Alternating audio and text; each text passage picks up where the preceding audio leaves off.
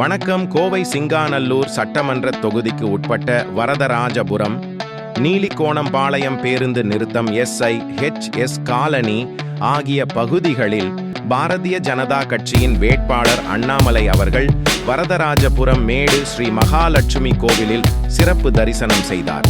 அவருக்கு சிறப்பு வரவேற்பு அளிக்கப்பட்டது. அதன் பின் பொதுமக்களை சந்தித்து வாக்கு சேகரித்தார். உடன் பாரதிய ஜனதா கட்சியின் மாவட்ட மற்றும் மண்டல நிர்வாகிகள் மற்றும் கூட்டணி கட்சியினர் கலந்து கொண்டு வாக்கு சேகரித்தனர். அக்களவை விடயம் கணேஷ் பாபு,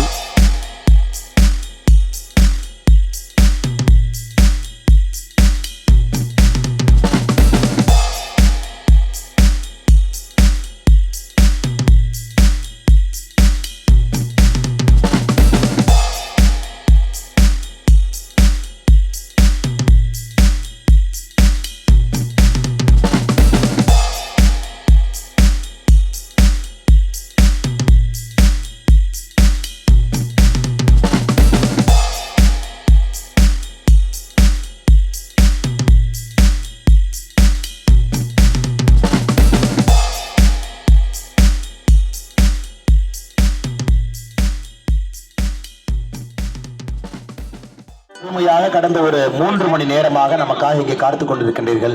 அதுக்காக முதல் நன்றியை தெரிவிச்சுக்கிறோம். சரியான நேரத்தில் தான் ஆரம்பித்தோங்க. நான் எல்லா இடத்துலையும் மக்களை பார்க்குறோம். கீழே இறங்கி வாங்கண்ணே, கோயிலுக்கு வாங்க, மக்களை சந்திங்க, வீட்டுக்கு வாங்க, ஒரு டீ குடிச்சிட்டு போங்க, எல்லா இடத்துலையும் நேரமாகி போச்சு. அதனால் இங்கே வருவதற்கு 3 மணி நேரம் தாமதம். தயவு செஞ்சு பெரிய மனசோடு அதை ஏற்றுக்கொண்டு ஒரு உற்சாகமான ஒரு எழுச்சியோடு இங்கே நின்று கொண்டு இருக்கின்றீர்கள். இந்த முறை நாம் கோயம்புத்தூரில் ஒரு மாற்றத்தை கொடுக்க வேண்டும். உங்கள் வீட்டு பிள்ளை அன்பு தம்பி அண்ணாமலைக்கு ஒரு வாய்ப்பு அளிக்க வேண்டும்.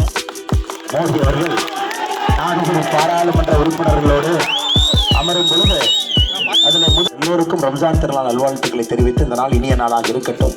நிறைய கிறிஸ்தவ நண்பர்கள் இருக்கிறாங்க, எல்லா மக்களும் இருக்கக்கூடிய. அதனால் நானே இந்த முறை உங்களிடம் சொல்லுவது, எல்லாவற்றையும் தாண்டி நீங்க மோடி ஐயாக்காவும் இல்லை. இதனால் கட்சியை பார்க்காதீங்க, மதத்தை பார்க்காதீங்க, ஜாதியை பார்க்காதீங்க. அதுக்கான தேர்தல் அது இல்லைங்கம்மா.